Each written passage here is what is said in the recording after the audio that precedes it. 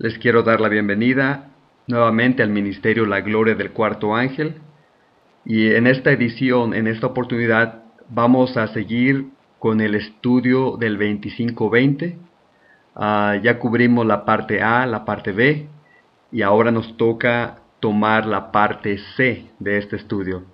Así que espero que estén animados, espero que estén estudiando por su cuenta, y espero que en esta mañana hayan orado, así como yo lo he hecho, para que así lo que hablemos sean cosas que puedan quedarse en nuestra mente y que nos puedan ayudar en nuestro caminar con Dios, porque no tan solo es información, sino que tenemos que ser afianzados en la verdad, y esa verdad tiene que ayudarnos a cambiar nuestras vidas y nuestros corazones para que reflejen el carácter y la vida del Señor Jesucristo.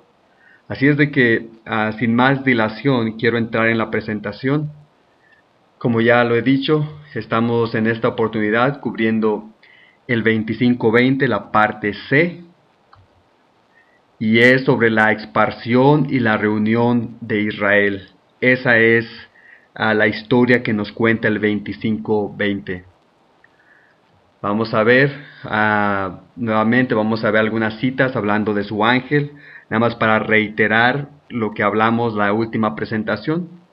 Aquí dice: vi que Dios había enviado su ángel para trabajar en el corazón de un agricultor, quien era Guillermo Miller, que aunque no había creído en la Biblia, fue inducido a investigar las profecías. Los ángeles de Dios visitaron repetidamente a este instrumento elegido, guiando su mente y abriendo su entendimiento a las profecías que no habían sido claras para el pueblo de Dios. Le fue mostrado el comienzo de la cadena de verdad, y fue llevado a buscar eslabón tras eslabón hasta sentir admiración y asombro por la palabra de Dios. Esto está en La Verdad sobre los Ángeles, la página 251. Así que vemos que Dios envió a su ángel, y habíamos hablado que ese ángel es el ángel que sigue en jerarquía al Hijo de Dios, lo cual es el ángel Gabriel. Y vemos que varios ángeles también visitaron repetidamente a este instrumento elegido, a William Miller, porque así le enseñaron las profecías que no habían sido claras para el pueblo de Dios. Y esas profecías era la que estamos viendo, es el principio de la cadena de verdad, ya que esa fue la primera profecía que Guillermo Miller encontró en su estudio durante el tiempo cuando Dios lo utilizó. Continuando el tema sobre su ángel, dice aquí: el Salvador habla de Gabriel, como había dicho, en el Apocalipsis, diciendo que la declaró enviándola por su ángel a Juan, su siervo. Y a Juan el ángel declaró: yo soy siervo contigo y con tus hermanos los profetas. Admirable pensamiento que el ángel que sigue en honor al Hijo de Dios es el escogido para revelar los propósitos de Dios a los hombres pecaminosos. Deseado de todas las gentes, la página 73. Aquí vemos que el ángel que se habló en la cita anterior es el ángel Gabriel, y este es el ángel que Dios utiliza para abrir el entendimiento de su pueblo a las profecías, como se las enseña, como se las enseñó a Daniel, también a Juan. Así también él se las enseña a William Miller para el tiempo de el surgimiento del movimiento adventista. La siguiente cita nos dice también esto: fue Gabriel, el ángel que sigue en jerarquía al Hijo de Dios, quien trajo el mensaje divino a Daniel. Fue a Gabriel, su ángel, a quien envió Cristo para revelar el futuro al amado Juan, y se pronuncia una bendición sobre aquellos que leen y oyen las palabras de la profecía y guardan las cosas en ella escritas.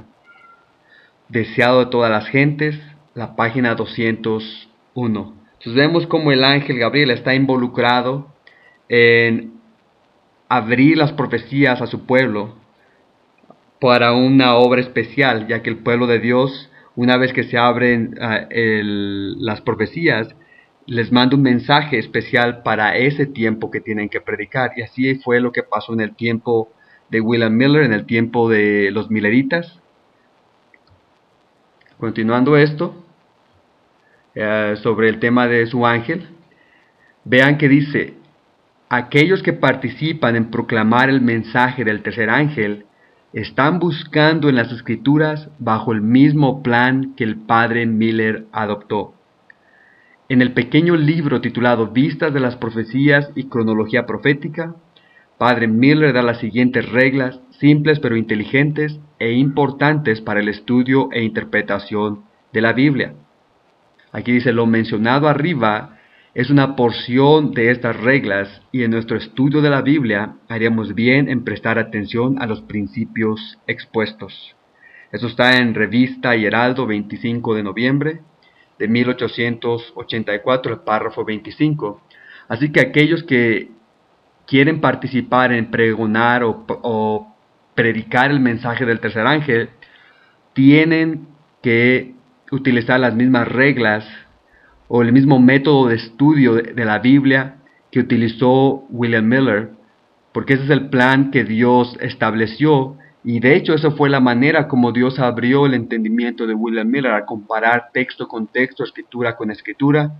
Ahora esa no nada más fue la única regla, son 14 en total. Como ya lo había dicho, pueden ir a la página que tenemos de la Gloria del Cuarto Ángel, y ahí van a poder bajar las reglas de interpretación, para que así ustedes en su estudio particular de la Biblia puedan utilizarlas y lleguen a tener el mismo entendimiento sobre las profecías que Dios le reveló a William Miller, ya que estas son reglas que son divinamente aprobadas.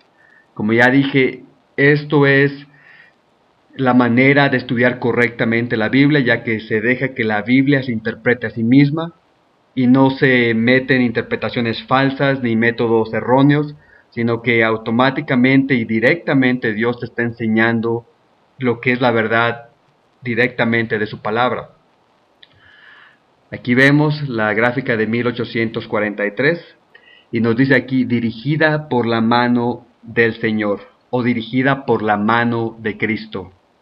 Dice aquí: he visto que el diagrama de 1843 fue dirigido por la mano del Señor y que no debe ser alterado, que las cifras eran como Él las quería, que su mano cubrió y ocultó una equivocación en algunas de las cifras para que nadie pudiese verla hasta que la mano de Dios se apartase. Primeros Escritos, la página 74. Así que vemos que este diagrama fue dirigido por la mano del Señor, y habla de una equivocación que aquí no voy a elaborar sobre la equivocación, porque vamos a tocar en otra presentación posterior sobre esta equivocación. Así que no pierdan la paciencia. Todos estos puntos vamos a tocarlos para así quedar claros en cada punto de los que estamos hablando aquí. Pero lo que sí quiero que se les quede en mente es de que la gráfica que estamos hablando, que se ve en la parte de atrás, fue dirigida por la mano de Dios y que tiene completamente la inspiración de Dios. Así que continuemos. Dice aquí: ¿qué más nos enseña el 25-20? Aparte de lo que ya vimos en la presentación anterior, vamos a ver qué otras cosas nos saca a la luz esta verdad del 25-20.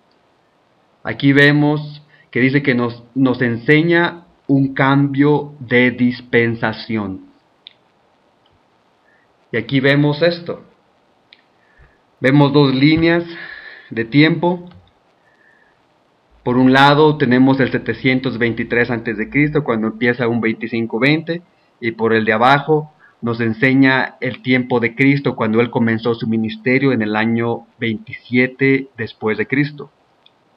Aquí vemos, al final vemos dos rayas que marca, por un lado, la parte de arriba tenemos el 1798 después de Cristo, y en la parte de abajo tenemos el 34 después de Cristo, cuando fue el apedreamiento de Esteban.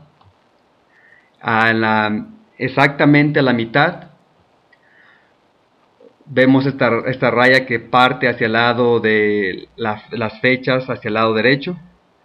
Y ahí en la parte de arriba tenemos el 538 después de Cristo, que sabemos que es una fecha muy importante para los que estudiamos las profecías. En la parte de abajo vemos 1260, no años, pero días literales, o 3 años y medio en el ministerio del Señor Jesucristo. Aquí vemos la mitad, que fue el año 31, la parte de abajo, que es cuando el Señor Jesús fue crucificado, y de ahí empiezan estos 1260 días literales hasta el apedreamiento de Esteban. Y en la parte de arriba tenemos exactamente la misma historia de 1260, pero estos son días proféticos, o sea, o años. Entonces empiezan exactamente, vemos la misma enseñanza, una arriba y la otra abajo. Luego vemos estas otras dos líneas, 1200 por un lado de la parte de arriba y otros 1260 por la parte de abajo en la línea de Cristo de abajo. Vemos que la primera parte de estos 1200, en la parte de Jesús, tenía que ver con la dispensación del santuario terrenal. Hasta esa fecha todavía se estaban aceptando los sacrificios del santuario terrenal, hasta llegar al año 31, cuando Él fue crucificado. Por la parte de arriba, los otros 1260 de la supremacía pagana, va siendo una copia del ministerio, de la obra que Cristo venía haciendo, hasta llegar al año 538, cuando cambia de la supremacía pagana a la supremacía papal. Entonces vamos viendo cómo uno va siguiendo al otro. Continuando esto, vemos que después del año 31 después de Cristo, Jesús cambia del santuario terrenal al santuario celestial, cuando Él es elevado al cielo y va a comenzar su ministración en el santuario celestial. Vemos ese cambio de dispensación durante estos tiempos, 1260 antes y los otros 1260 después. Vemos ese cambio, pero también en la parte de arriba vemos igual la supremacía papal. Por 1260 años lleva a cabo su obra blasfema de persecución y de hablar blasfemias contra Dios. Entonces vemos que Satanás va copiando el ministerio de Cristo. El ministerio de Cristo se ve en la parte de abajo. El ministerio o la obra que Satanás viene haciendo es simplemente copiar la obra que Cristo vino a hacer en esta tierra. Y Cristo, en el tiempo de Cristo, hubo un cambio de dispensación del santuario terrenal al santuario celestial, y eso fue especialmente en el año 31 cuando hubo ese cambio, así como en el 538 hubo un cambio de la dispensación pagana a la papal. Continuando, vemos que en el tiempo de Cristo, esa última semana que nos habla en Daniel 9:24, esa última semana está compuesta de 2520 días literales, pero también la parte de arriba nos enseña también el 25:20, donde primero es la supremacía pagana y después la supremacía papal. Vemos, como he dicho, no voy a entrar en detalle con lo referente al continuo, ya que es un tema que necesita explicarse con lujo de detalle, y eso lo voy a hacer una vez que avancemos en la presentación y cambiemos de tema del 25:20 al continuo. Lo voy a explicar más en detalle, pero por ahora simplemente quiero que se lo queden en la mente, ya que el continuo en sí es en realidad el paganismo, y por eso se pone del lado donde está la supremacía pagana. Por el otro lado tenemos la abominación desoladora, que también es parte del mismo tema de Daniel 8:13 y 14. Vemos que uno es el continuo y el otro es la abominación desoladora. Por la parte de abajo, como he dicho, este es la semana de Cristo, cuando iba a confirmar el pacto con muchos, y que a la mitad de la semana iba a cesar el sacrificio y la ofrenda. Eso lo podemos ver en varias escrituras que ahorita se las voy a mostrar. Y como vieron ahorita que salió en la parte de arriba, que esa es la obra que Satanás viene haciendo, copiando la obra de Cristo. Vemos una y la otra haciendo un paralelo una con la otra.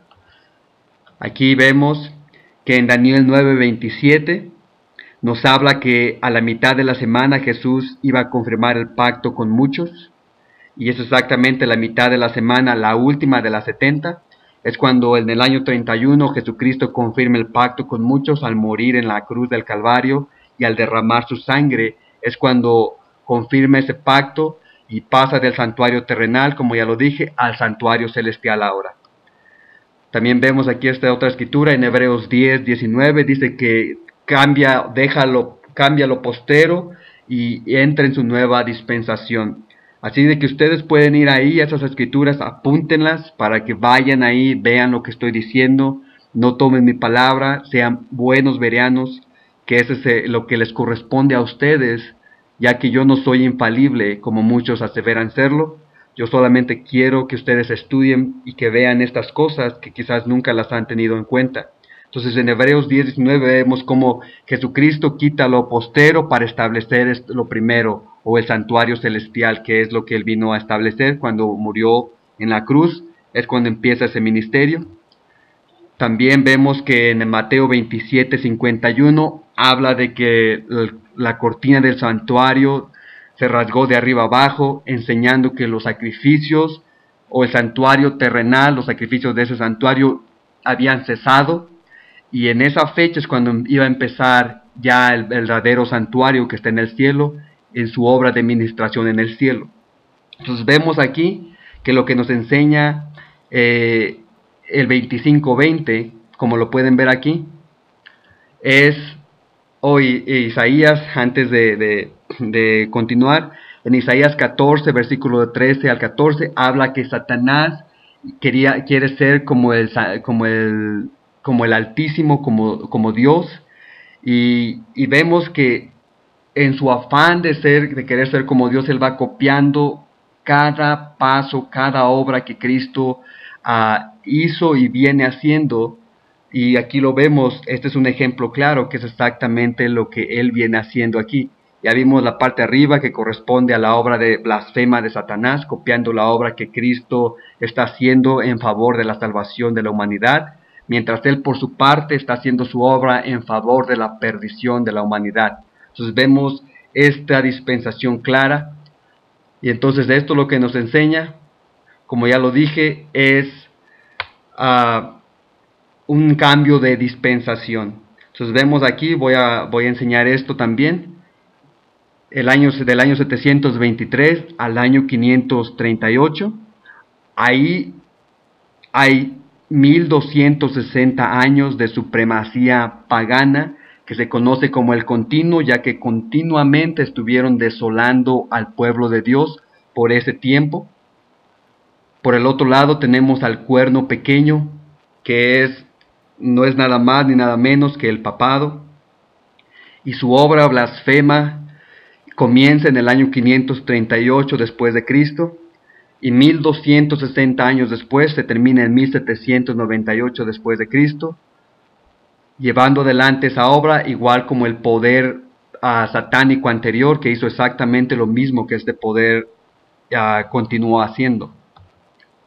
Aquí vemos los poderes antes de Cristo y durante el tiempo de Cristo, que empieza con Babilonia, Medo-Persia, Grecia, Roma pagana, y después cambia a la obra del cuerno pequeño en la Roma papal, pero esto se conoce como el paganismo. Y después del 538 en adelante, como ya lo mencioné varias veces, empieza la obra de blasfema, de persecución y de blasfemias del cuerno pequeño. Y ese es el de la Roma papal. Ahora vamos a ver qué es en sí lo que es el paganismo. Muchos no saben qué es lo que corresponde o qué significa el paganismo, pero vamos a ver esta definición del diccionario de Webster del tiempo de la hermana G. de White, que nos enseña con la palabra paganismo. Dice: el paganismo es la adoración de dioses falsos o el sistema de opiniones y adoraciones religiosas practicadas por los paganos. Este es Webster 1828 y es el diccionario de él. Entonces vemos de que es la adoración de dioses falsos, y eso es exactamente lo que vemos de Babilonia, de Asiria, Babilonia, hasta el cambio de la Roma papal. Todo eso es un sistema de adoración de ídolos falsos o de adoración de los paganos. Entonces eso es lo que nos hablamos cuando decimos el paganismo. Esto es realmente lo que estamos hablando, la adoración de dioses falsos, practicada, o a religión practicada por los paganos. Entonces aquí vemos que el periodo del paganismo comenzó en el año 723 a.C., que esto se conoce como el continuo, y este poder desoló el pueblo de Dios por 1260 años. Ahora, para el año 508 después de Cristo, el continuo fue removido y el papado empezó a desolar el pueblo de Dios a partir del 538 por 1260 años. Entonces vemos aquí estos dos poderes, que es la obra maestra de Satanás, el venir copiando la obra de Cristo, pero esto es para destruir al pueblo de Dios y destruir a la humanidad. Entonces vemos aquí, lado a lado, 1260 de supremacía pagana, más 1260 años de supremacía papal, nos da un total de 7 tiempos de expansión por estos dos poderes blasfemos. Aquí, otra cosa vamos a ver. Ahora, ¿qué otra cosa o qué más nos enseña el 2520? Aparte de lo que ya vimos ahorita, de ese cambio de dispensación, del paganismo al papismo, o del santuario terrenal al santuario celestial. Ahora veamos qué otra cosa nos enseña aquí. Dice aquí, esta profecía apunta al pueblo adventista como su iglesia verdadera. Y tu pregunta es, ¿cómo es eso? Bueno, veamos a través de esta gráfica cómo es esto. Aquí vemos, esta es la profecía del ejército. Aquí vemos, ya mencioné, supremacía pagana, supremacía papal. Y en Daniel 8, 13 y 14 nos habla de dos seres celestiales, el cual el uno le pregunta al otro. Y de hecho estos dos seres celestiales, para los que no sepan, no es nada más ni nada menos que el ángel Gabriel y el arcángel Miguel. Y el arcángel Miguel, para los que no tienen una idea, el nombre en sí, si ustedes van a la concordancia y buscan el significado de la palabra Miguel, les va a decir que quién es como Dios, o quién como Dios. Y sabemos que quien es como Dios es el Señor Jesucristo. Así es de que los que hablan aquí es Gabriel y Jesucristo, o el ángel o el arcángel Miguel. Entonces veamos lo que dice en Daniel 8, 13 y 14, como nos dice ahí en la escritura, o ahí en la pantalla. Dice, entonces oí un santo que hablaba, y otro de los santos preguntó a aquel que hablaba, ¿hasta cuándo durará la visión del continuo sacrificio y la prevaricación asoladora, entregando el santuario y el ejército para ser pisoteados? Y él le dijo, hasta 2300 tardes y mañanas, luego el santuario será purificado. Entonces vemos que hay dos poderes que habla del continuo y de la abominación, pero estos dos poderes están pisoteando a dos cosas. Habla del santuario y del ejército. Entonces, en la respuesta que se le da en el versículo 14, a ver si pueden seguir lo que estoy diciendo, para los que les tome un poco más de tiempo, pueden regresar una vez que lo escuchen, regresan, y es así como yo le hago cuando estudio, para entender bien. Entonces vemos que la pregunta es doble. Les pregunta hasta cuándo va a ser pisoteado el santuario y el ejército. Es una pregunta doble. Pero en el versículo 14 nada más se le da la respuesta a una pregunta, lo cual es, el santuario va a ser purificado hasta 2300 días. Pero no le responde acerca del ejército. No sé si sigan lo que estoy diciendo, si escuchen o estén haciendo lógica de lo que estoy hablando. Pero lo que quiero enseñar con esto es de que la profecía de los 2300 días enseña la purificación del santuario, pero eso no enseña que el pueblo adventista es el pueblo de Dios. Eso solamente enseña que iba a comenzar un tiempo de purificación o un tiempo de juicio, pero la profecía del 25:20 es la que nos enseña la verdad del ejército, el cual iba a ser reunido para poder llevarse adelante esa purificación del santuario, ya que el santuario se puso para que su pueblo, para que Dios habitara entre su pueblo, y el pueblo es el ejército. Entonces, esto es lo que la profecía del 25:20 nos enseña. Aquí vemos en Juan 2:18 al 20, nos habla que el santuario o la iglesia en aquel entonces, cuando hablaba en el tiempo de Cristo, o el templo tardó 46 años en construirse. Y aquí vemos ese número 46, de 1798 a 1844, son 46 años que tomó el santuario o el templo de Dios, el templo espiritual, su iglesia, en ser levantada. Y su iglesia es la iglesia adventista del séptimo día. Así que tomó 46 años, ya que el número 46 es muy significativo para el pueblo de Dios, ya que cuando Moisés se le dio en el desierto las instrucciones para levantar el santuario, tomó 46 días en que eso sucediera. En el tiempo de Cristo dice que el templo tomó 46 años en edificarse o embellecerse, en el tiempo de Herodes.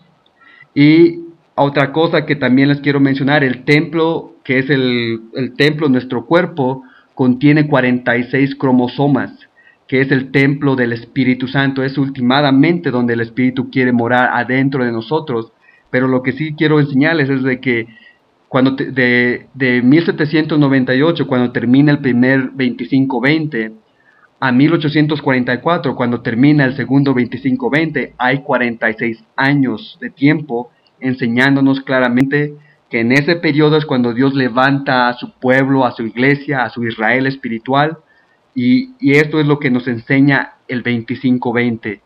Es la profecía del ejército para llevar adelante la purificación que tenía que efectuarse, juntamente con la profecía de los 2300 días que se ve en la parte de abajo. Ahora, prosigamos. Aquí dice que esto establece el restablecimiento del pacto. Los 46 años es cuando Dios restablece su pacto y es cuando entra en pacto con su pueblo, ya que le restablece las verdades del santuario, y de ahí en adelante empiezan a guardar su sábado, y muchas de las otras verdades es que surgen a la luz a partir de estas fechas en adelante. Ahora, ¿qué más nos enseña el 25:20? Aparte de lo que estamos ya viendo. Aquí vemos que dice que es un segundo testimonio para la fecha de 1844. Aquí vemos las dos fechas, vemos nuevamente la ilustración. Vemos 1844 en amarillo, la parte de arriba, terminando el 25:20, el segundo, en 1844 después de Cristo. Y la profecía de los 2300 días también termina en 1844. Entonces vemos que es un segundo testimonio para esa fecha. Aquí vemos las dos fechas que tienen que compaginar y tienen que apoyarse una con la otra. Ahora, es importante entender de que si no tuviéramos el 25:20, la profecía de los 2300 días no puede mantenerse por sí sola, ya que nosotros en las escrituras sabemos de que Dios requiere que si hablamos o si establecemos una enseñanza, una doctrina, tiene que ser bajo el testimonio de dos o más escrituras para que eso sea correcto, ya que es lo que nos enseña la profecía una y otra vez. Y eso lo podemos ver en 2 de Corintios 13, versículo 1, que dice que en la boca de 2 o 3 testigos una cosa se establece. Así de que el 25:20 nos da el segundo pie para sostenerse la fecha de 1844. ¿Okay? Eso es algo que quiero enfatizar, ya que si no tenemos eso, estamos en arena movediza. No podemos completamente establecer la fecha de 1844 hasta que tengamos ese segundo testimonio. Ahora, esto es el 25-20, la expansión y la reunión del pueblo de Israel. Eso es lo que nos enseña el 25-20. Con esto, quiero darles las gracias nuevamente por haber tomado el tiempo de estudiar estas verdades conmigo. Y deseo sinceramente y de corazón que a través de lo que estamos hablando, de lo que estoy explicando a través de estas presentaciones, que su mente esté siendo iluminada con la gloria del cuarto ángel, y que a través de estas enseñanzas ustedes puedan regresar a las sendas antiguas, que es ahí donde está el buen camino y donde podemos hallar descanso para nuestras almas. Bendiciones a cada